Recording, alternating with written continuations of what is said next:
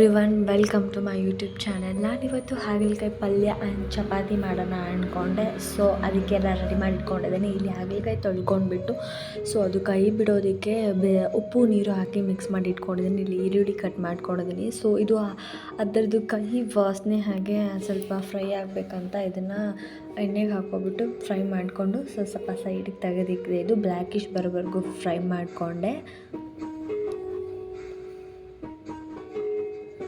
So ನಂತರ ಒಂದು ಪ್ಯಾನ್ಗೆ ಆಯಿಲ್ ಹಾಕ್ಕೊಂಡೆ. ಸೊ ಆಯಿಲ್ ಬಿಸಿ ಆಗೋವರೆಗೂ ವೇಟ್ ಮಾಡಿ ನಂತರ ಅದಕ್ಕೆ ಸಾಸಿವೆ ಹಾಗೆ ಜೀರಿಗೆ ಹಾಕ್ಕೊಂಡೆ.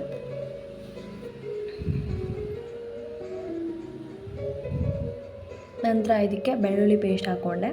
ನಂತರ ಕರಿಬೇವು ಹಾಗೆ ಈರುಳ್ಳಿ ಕಟ್ ಮಾಡಿಕೊಂಡು ಮಿಕ್ಸ್ ಮಾಡಿಕೊಂಡು ಫ್ರೈ ಮಾಡಿಕೊಂಡೆ. ಸೊ ಇದು ಆಪ್ಷನ್, ಬೇಕಾಗಿರೋರು ಇದಕ್ಕೆ ಟೊಮೆಟೊ ಕೂಡ ಎಲ್ಲ ಆ್ಯಡ್ ಮಾಡ್ಕೋಬೋದು. ಬಟ್ ನಾನೇನು ಆ್ಯಡ್ ಮಾಡ್ಕೊಂಡಿಲ್ಲ, ಬರೀ ಈರುಳ್ಳಿ ಮಾತ್ರ ಆ್ಯಡ್ ಮಾಡಿಕೊಂಡೆ ನಾನು.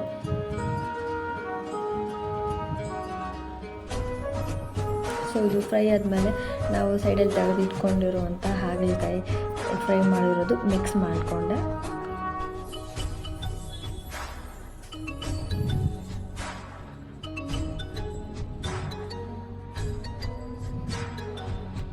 ಆ್ಯಂಡ್ ಇದ್ರ ಜೊತೆಗೂ ಕೂಡ ಇದು ಸ್ವಲ್ಪ ಫ್ರೈ ಆಗೋದಕ್ಕಂತ ಬಿಟ್ಟೆ.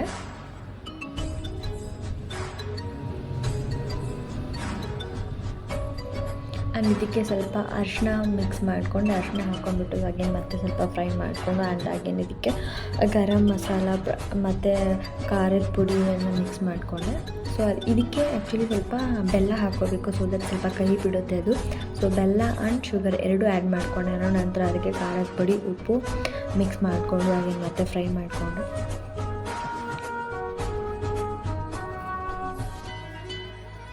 ಸೊ ಇದಕ್ಕೆ ಹೇಳೋದು ಮತ್ತೆ ನಾನು ಹುಣಸೆ ರಸ ಇಟ್ಕೊಂಡಿದ್ದೆ. ಸೊ ಹುಣಸೆ ರಸ ಹಾಕ್ಕೊಂಡಿದ್ದೆ. ಸೊ ಅದಕ್ಕೆ ಫುಲ್ ಹಾಕ್ಬಿಟ್ಟು ಮತ್ತೆ ಫ್ರೈ ಮಾಡೋಕ್ಬಿಟ್ಟೆ.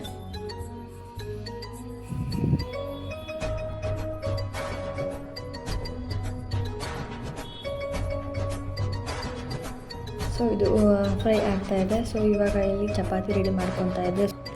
ಪಲ್ಯ ಬಾಯ್ಲ್ ಆಗ್ತಾಯಿತ್ತು. ಸೊ ಇದಕ್ಕೆ ನಾನು ಚಪಾತಿನ ಲಟ್ಸ್ಕೊತಾ ಇದ್ದೆ.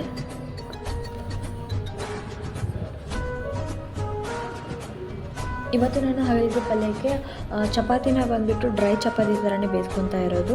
ಸೊ ಇದಕ್ಕೆ ಆಯಿಲ್ ಏನೂ ಹಾಕ್ತಾ ಇಲ್ಲ, ನಾನು ನಾರ್ಮಲ್ ಚಪಾತಿ ಥರನೇ ಮಾಡ್ಕೊತಾ ಇದ್ದೀನಿ.